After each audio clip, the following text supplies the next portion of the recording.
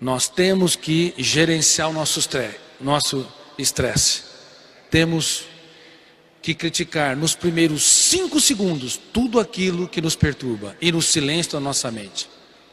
Se você não o fizer, tenha certeza, o fenômeno RAM vai registrar janelas killer aos poucos e vai fazendo com que você não tenha paciência, você dê respostas estúpidas para quem ama, que você desista dos seus sonhos, vai fazendo com que você tenha medo de expressar suas ideias em público, tenha medo de trabalhar em equipe, de andar por ares nunca antes respirados e correr riscos para materializar os seus sonhos.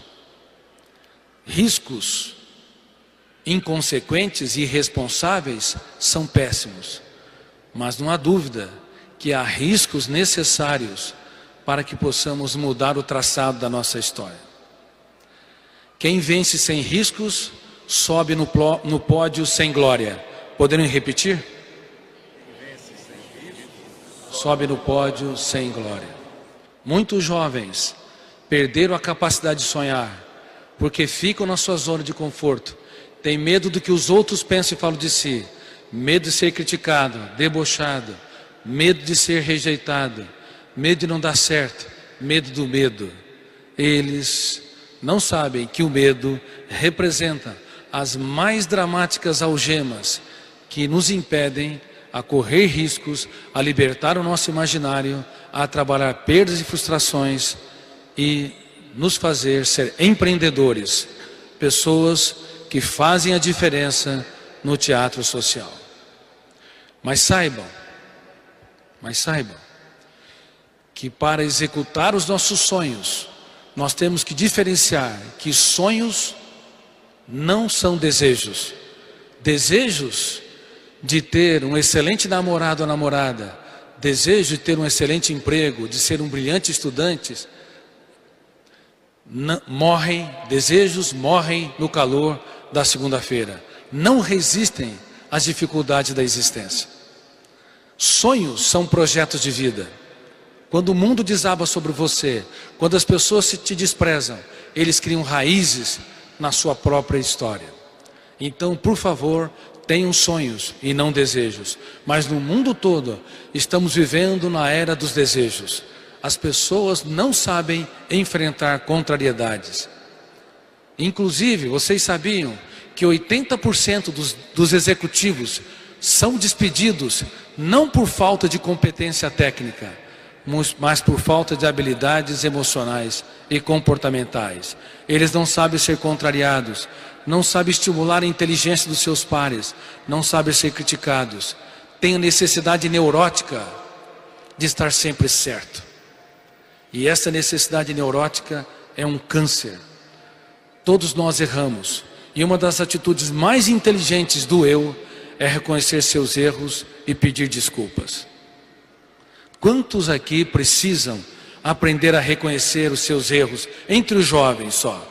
Quantos de vocês precisam reconhecer os seus erros e pedir mais desculpas para as pessoas que convivem? Levante as mãos, por favor. Parabéns. Nunca se esqueça, uma pessoa verdadeiramente grande se faz pequeno para tornar os pequenos grandes. Poderiam repetir? Uma pessoa verdadeiramente grande se faz pequena para tornar os pequenos grandes. E eu aprendi isso com um homem que eu descria, Jesus. Provavelmente fui um dos maiores ateus que já pisou nessa terra. Talvez mais ateu do que Nietzsche, que escreveu sobre a morte de Deus. Mais ateu que Karl Marx, Diderot, Sigmund Freud.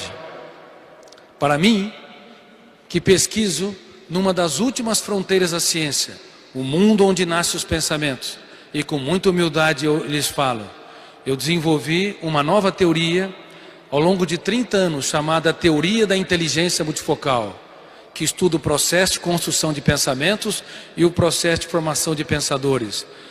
Também o processo de formação do eu como autor da história e os papéis conscientes e inconscientes da memória. E hoje essa teoria é objeto de mestrado e doutorado em vários países, nos Estados Unidos, na Espanha, na América Latina, Portugal e assim por diante. Centenas de mestrandos e doutorandos em psicanálise também estão estudando. E essa teoria, como estuda o mundo dos pensamentos e a formação de pensadores, eu fui até os grandes homens e mulheres da história para saber como eles romperam o cárcere da rotina e brilharam nas suas ideias. Como Freud, como Einstein, conseguiu sair da mesmice, andar por ares nunca antes respirados e construir novas ideias. E fui até esse homem chamado Jesus, e eu fui estudá-lo como um cético, como uma pessoa que descria, usando a psicologia, a psiquiatria, a sociologia, a psicopedagogia para estudá-lo. E eu estudei as suas 4 biografias em várias versões. O resultado? Eu fiquei perplexo, assombrado positivamente, porque descobri que este homem não cabe no imaginário humano. Eu descobri que ele fazia poesia no caos, que a sua mente era tão brilhante, mesmo quando o mundo desabava sobre ele, ele era capaz de ensinar, educar.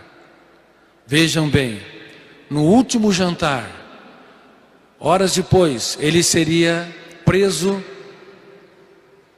torturado e morto. Se vocês soubessem que iriam fazer uma cirurgia na manhã seguinte, com risco de morrer, vocês teriam o prazer de conversar com as pessoas livremente? Sim ou não? Teriam o prazer de se alegrar com elas e jantar? Sim ou não? Mas aquele homem estava no último jantar, não apenas jantou, e ele pegou uma bacia de água e uma toalha, e aqueles jovens que frequentemente lhes davam dores de cabeça, que ainda não estavam preparados para mudar o traçado do mundo, para levar a sua mensagem para mudar a história da humanidade, foi para aqueles jovens que ele se abaixou aos pés e começou a lavá-los.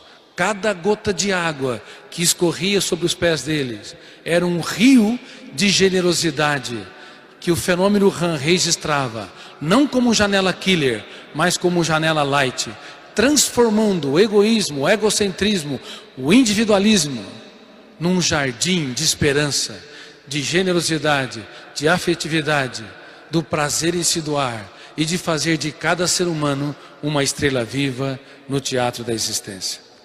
Quando eu estudei isso, os meus olhos derramaram lágrimas. Foi aí que eu cunhei essa frase: nunca alguém tão grande se fez tão pequeno para tornar os pequenos grandes. Poderiam repeti-la, por favor? Tão grande se fez tão pequeno para tornar os pequenos grandes.